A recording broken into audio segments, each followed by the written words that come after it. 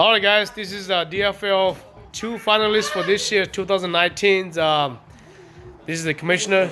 He won this year, champion, runner up. First, I want to ask the champion, what goes through your mind during the week into the final? How do you make all those moves and make sure that you secure the win?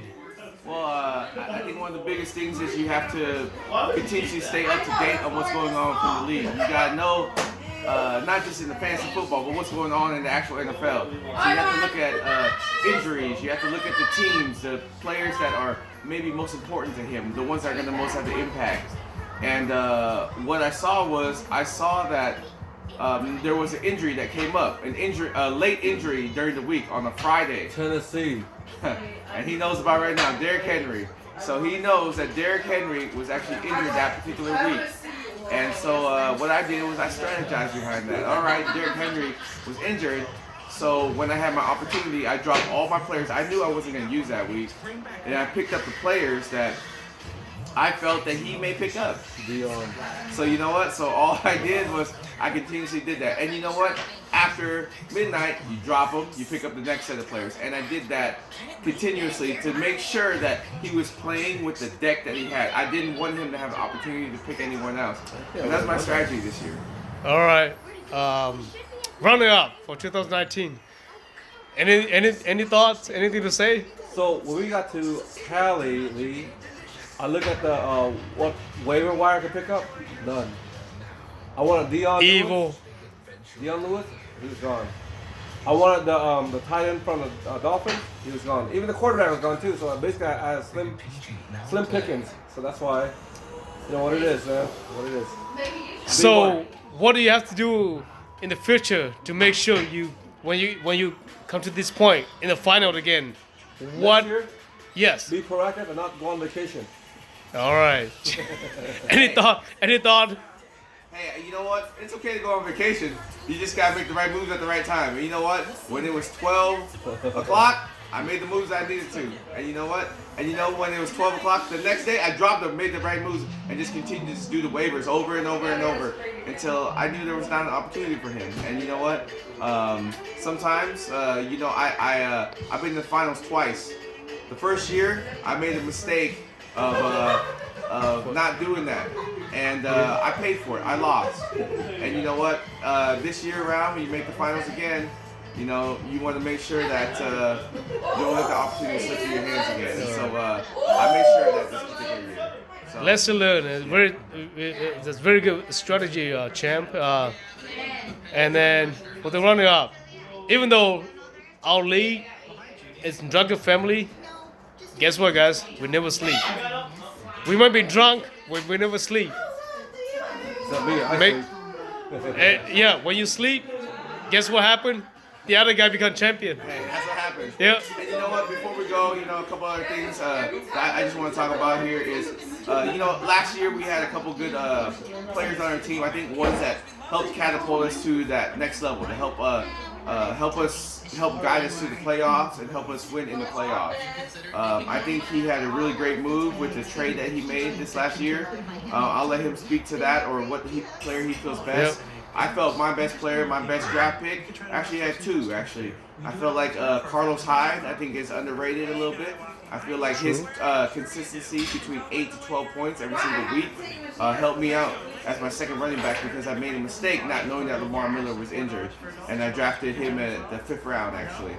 And then the next pick actually was a pick that some of the other players in this league knew that I was going for. And I was scared that they might pick him up, but I didn't think they had the same amount of confidence in him, which was Jameis Winston. I think that one was a player that helped catapult me not only into the playoffs, but then also my victories in the playoffs. Because you look at the conference finals, then the semifinals, and you look at the finals in itself. I mean, he scored, I think, 43, something like that, in the week 13. Week 14, he scored 41.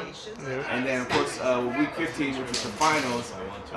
Maybe I might have my weeks off, but he did score about 20 something points.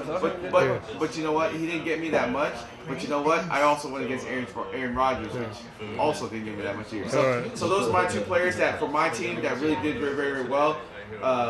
So if you'd like to go ahead and talk about some of the players, some of the things that maybe worked out well for you. So the running up, Mr. T. At one point you were like dead in the water. You have no chance of making the playoff. What do you do to turn your teams around? What do? You gotta They put you in the final. I trained my best player, Kamara, my first round draft pick.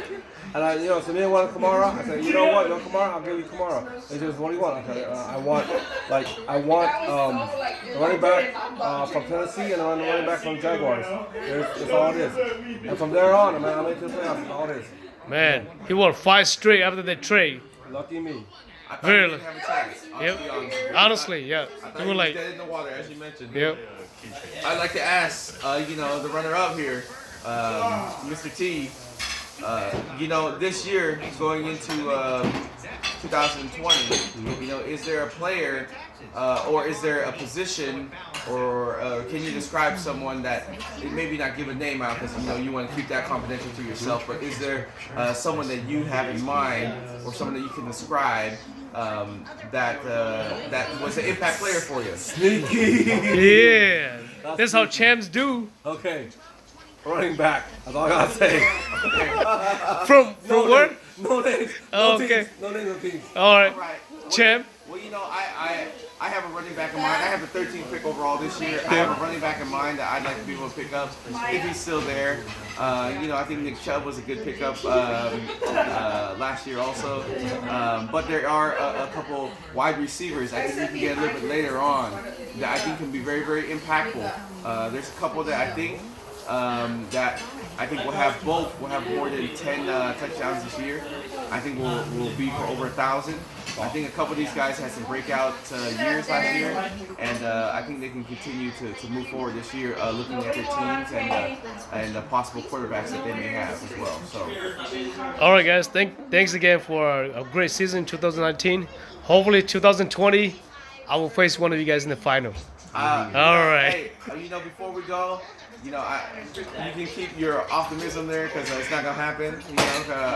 But I do want to say a special shout out to again Pro-Am Belts. Benji because Brothers. They always make the belts for us, and then of course Benji Brothers. They do a great job helping us out with our poster board for our draft. The draft. Every single year, they do a tremendous job, and we couldn't make this league the same without you guys. So for both of you guys, thank you guys very much for our sponsors. And you know what? Keep studying for 2020. All right. Thank you. Racism.